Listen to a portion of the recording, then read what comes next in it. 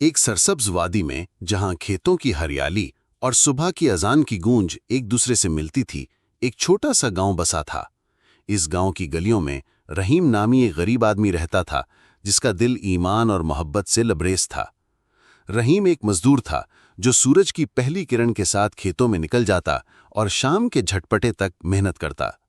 رات کو وہ اپنی مٹی کی جھونپڑی میں لوٹتا جہاں چند ٹوٹے پھوٹے برتن، ایک پرانا کمبل اور اس کی مرحومہ ماں کی دی ہوئی ایک سبز شال اس کی ساری دنیا تھی۔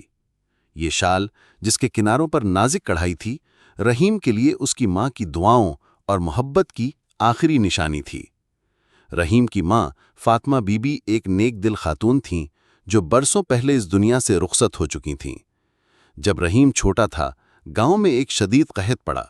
فاطمہ بی بی نے اپنا آخری اناج ایک بھوکے مسافر کو دے دیا تھا۔ رحیم، جو اس وقت محض 7 برس کا تھا، نے روتے ہوئے پوچھا، اماں، ہم کیا کھائیں گے؟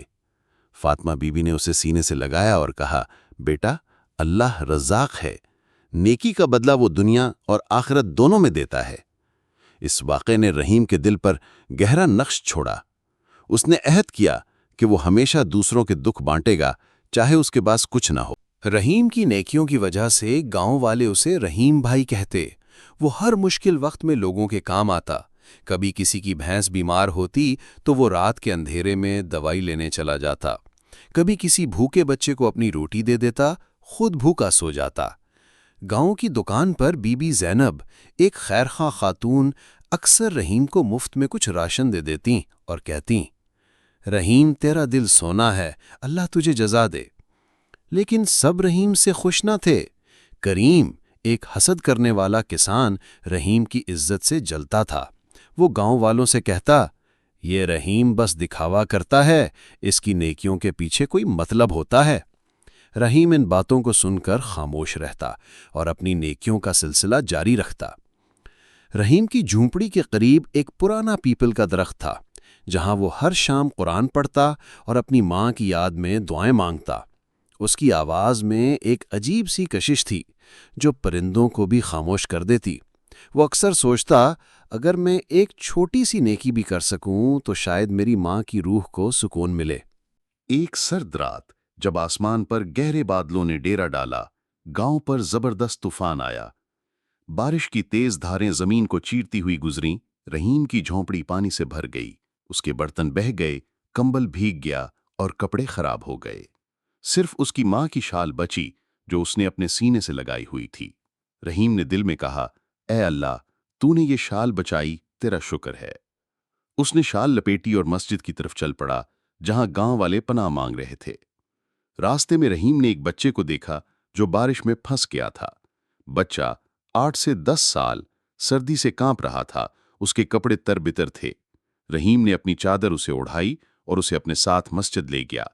بچے نے رحیم کا ہاتھ تھاما اور کہا، بھائی، آپ نہ آتے تو میں مر جاتا۔ رحیم نے مسکرا کر اس کا سر سہلایا۔ مسجد کے صحن میں رحیم کی نظر ایک بوڑھی خاتون پر پڑی جو سردی سے ٹھٹھر رہی تھی۔ اس کے پاس نہ کمبل تھا نہ گرم کپڑے۔ اس کی آنکھیں بے بسی سے بھری تھیں اور وہ خاموشی سے دعائیں مانگ رہی تھی۔ رحیم کا دل بے چین ہوا۔ اس نے اپنی ماں کی شال نکالی اور خاتون کو اڑا دی۔ بیٹا، یہ تیری شال ہے تو خود کیا کرے گا؟ خاتون نے کمزور آواز میں کہا۔ رحیم نے کہا، اماں، آپ فکر نہ کریں، میری ماں کہتی تھی کہ نیکی دل کو گرما دیتی ہے، اللہ میرا حامی ہے۔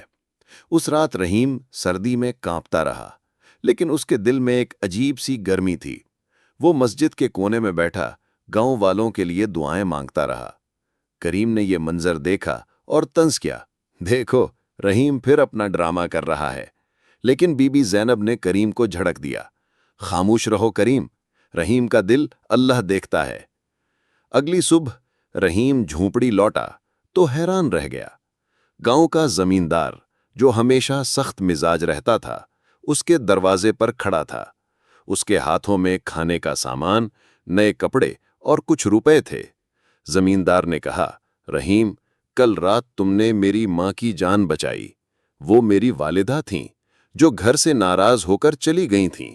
اگر تم نہ ہوتے وہ سردی برداشت نہ کر پاتیں۔ رحیم کی آنکھیں نم ہو گئیں۔ اس نے کہا، میں نے تو بس اپنا فرض کیا، یہ اللہ کی رحمت ہے۔ زمیندار نے رحیم کو اپنے گھر بلایا، لیکن شروع میں اسے رحیم پر مکمل بھروسہ نہ تھا۔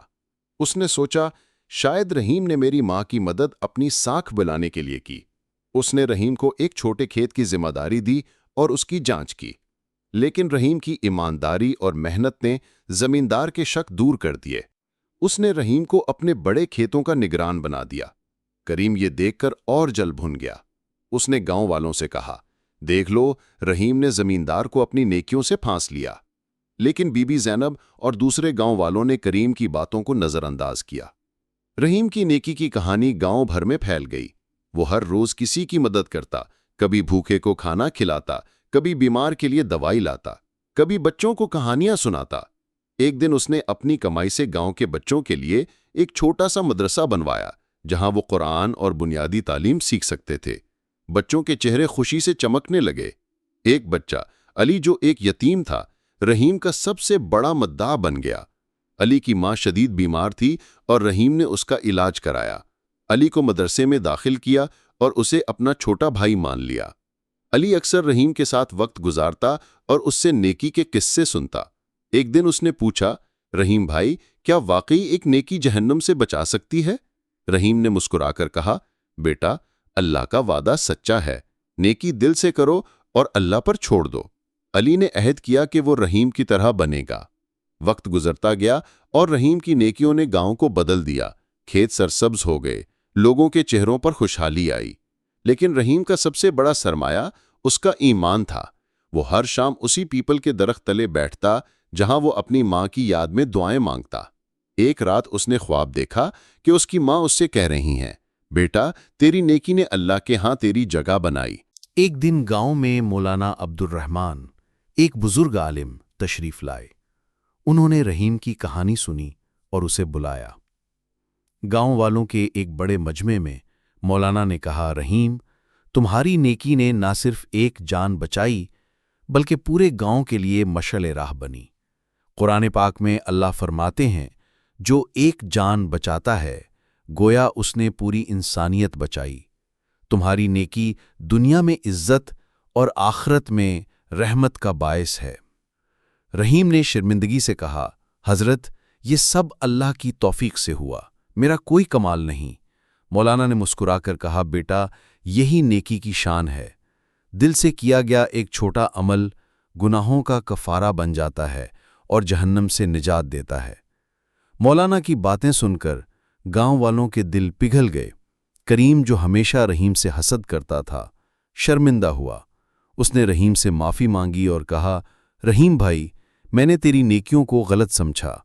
آج سے میں بھی تیری طرح بننے کی کوشش کروں گا۔ رحیم نے اسے گلے لگایا اور کہا، کریم، اللہ سب کو نیکی کی توفیق دے۔ مولانا کے جانے کے بعد گاؤں والوں نے ایک عظیم میلہ رکھا، جہاں سب نے مل کر نیکیوں کا عہد کیا۔ بچوں نے مدرسے میں پڑھا ہوا قرآن سنایا، عورتوں نے غریبوں کے لیے کھانا بنایا اور مردوں نے کھیتوں کی مرمت کی۔ علی نے رحیم کے ساتھ مل کر ایک چھوٹا سا باغ لگایا، جسے نیکی کا باغ کہا گیا۔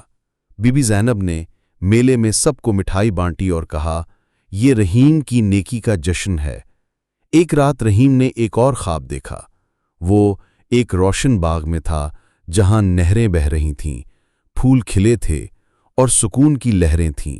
اس کی ماں اور ایک نورانی ہستی اس کے سامنے کھڑی تھیں۔ ایک آواز گونجی، رحیم، تیری نیکی نے تجھے جنت کا حقدار بنا دیا۔ رحیم کی آنکھ کھلی تو اس کا دل خوشی سے بھر گیا۔ اس نے سجدے میں سر رکھا اور اللہ کا شکر ادا کیا۔ رحیم کی کہانی گاؤں سے نکل کر دور دور تک پھیل گئی۔ لوگ اسے سن کر حوصلہ پاتے اور سوچتے کہ اگر ایک غریب مزدور کی نیکی اس کی زندگی بدل سکتی ہے تو ان کی نیکی بھی جہنم سے بچا سکتی ہے۔ گاؤں والوں نے نیکی کا باغ کو ہر سال پھولوں سے سجایا اور یہ گاؤں نیکیوں کی علامت بن گیا۔ یہ کہانی ہمیں سکھاتی ہے کہ نیکی خواہ کتنی چھوٹی ہو، اللہ کے ہاں عظیم ہے۔ ایک عمل جو دل سے کیا جائے، دنیا اور آخرت دونوں میں نجات کا سبب بنتا ہے۔ رحیم کی طرح اگر ہم بھی نیکی کا دامن تھام لیں تو شاید یہی نیکی ہمیں جہنم سے بچا لے۔